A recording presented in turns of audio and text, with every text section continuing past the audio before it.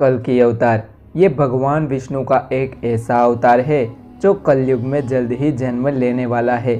कल्कि अवतार का वर्णन हमारे हिंदू धर्म के कई शास्त्रों में तथा पुराणों में भी मिलता है, जिसमें कल्कि अवतार की संपूर्ण जानकारी मिलती है।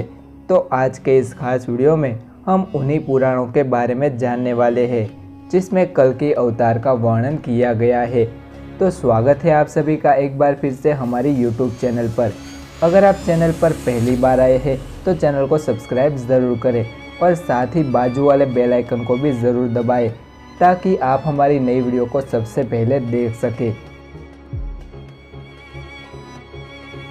स्कंद पुराण के 10वें अध्याय में भगवान विष्णु के अंतिम अवतार के रूप में भगवान श्री कल्कि अवतार की बात की गई है। भगवान विष्णु का ये अवतार श्री कल्कि के रूप में शंबल ग्राम में होने वाला है। ये अवतार धरती पर बढ़ने वाले अधर्म का विनाश करने के लिए इस धरती पर जन्म लेगा। कल्कि अवतार का कार्य इस धरती पर से पापों का विनाश करने के लिए और धरती पर धर्म की पुनः स्थापना करने के लिए होगा। अग्नि पुराण के 16वें अध्याय में कल्कि अवतार का चित्रण तीर कमान धारण किए हुए मिलता है। इसके साथ ही वो एक घोड़े पर सवार होते हुए भी दिखाई पड़ते हैं। अग्नि पुराण के अनुसार भगवान कल्कि का जन्म कलयुग के अंतिम चरण में होने वाला है। भगवान विष्णु के अब तक सभी अवतारों में से सबसे ज़्यादा शक्तिशाली और सबसे ज़्यादा कलाएं जानने वाला यही एक अवतार होगा। उनको अस्त्र शस्त्र का भी संपूर्ण ज्ञान प्राप्त होगा। वे हाथ में अस्त्र शस्त्र लेकर मलेच्यों का भी संहार कर देंगे। वे समस्त प्रजा को धर्म के उत्तम मार्ग पर लगा देंगे। उसके बाद ही कल्कि अपने परम धाम लौट जाएंगे। उसके बाद इस समग्र सृष्टि पर सतयुग का साम्राज्य हो जाएगा। हिंदू के विभिन्न धार्मिक एवं पौराणिक ग्रंथों में से एक उपपुराण है कल्कि पुराण। कल्कि पुराण में भगवान विष्णु के अंतिम और 10वें अवतार के बारे में बताया गया है।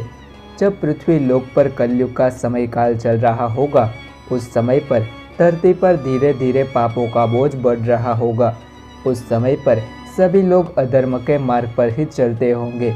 ऐसे में जैसे जैसे समय आगे बढ़ता जाएगा, वैसे वैसे अधर्म की मात्रा और भी ज़्यादा बढ़ने लगेंगी और इसे रोकने के लिए भगवान विष्णु अपना आखिरी अवतार लेकर इस धरती पर जन्म लेने वाले हैं।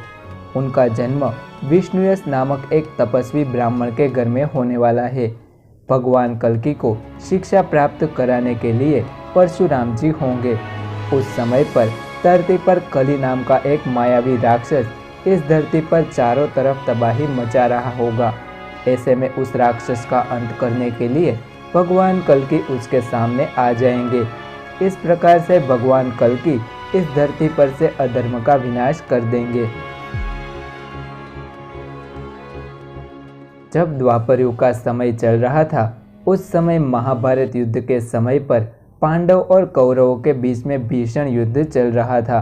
उस समय पर भगवान श्री कृष्ण ने अर्जुन से कहा था, हे अर्जुन, जब जब इस धरती पर धर्म की हानि होगी, जब जब अधर्म का साया इस धरती पर बढ़ता जाएगा, तब तब हर युग के अंतिम समय में मैं उसका विनाश करने के लिए एक अवतार लेकर स्वयं प्रकट हो जाऊंगा। और भगवान विष्णु ने हर युग के अंतिम समय में अधर्म का विनाश करके धरती पर पुनः धर्म की स्थापना की है। वायु पुराण के अनुसार भगवान श्री विष्णु की प्रशंसा की गई है और उनके अवतारों में दत्तात्रेय, व्यास तथा कल्कि को उनका अवतार बताया गया है, किंतु बुद्ध का कोई उल्लेख इसमें नहीं मिलता है।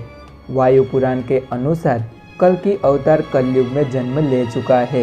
इस पुराण में बुद्ध को कोई भी अवतार नहीं माना गया, इसलिए बुद्ध की जगह पर इसमें कल्कि को अवतार माना है।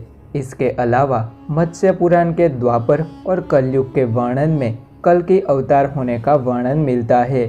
जैन पुराणों के अनुसार एक कल्कि नाम का राजा भारतीय सम्राट का वर्णन मिलता है, जो 9वीं शताब्दी के उत्तरार्ध में लिखते हैं कि कल्कि राज का जन्म महावीर के निर्माण के बाद 1000 साल बाद हुआ था, परंतु ऐसा नहीं है। हमारे पुराणों के अनुसार कल्कि का अवतार भविष्य में होने वाला है। उस समय वे इस धरती पर चारों तरफ धर्म का साम्राज्य फैला देंगे। तो इस प्रकार से भगवान कल्कि का वर्णन हमारे हिंदू धर्म में अलग अलग पुराणों में मिलता है। तो दोस्तों, अगर आज का ये वीडियो आप सभी को पसंद आया हो तो वीडियो को एक लाइक ज़रूर करें, साथ ही कमेंट में जय श्री कल्कि ज़रूर लिखें। और ऐसे ही वीडियो देखते रहने के लिए आप हमारे चैनल को भी सब्सक्राइब कर सकते हैं। तब तक के लिए आप सभी का धन्यवाद। जय श्री कृष्ण। हर हर महादेव।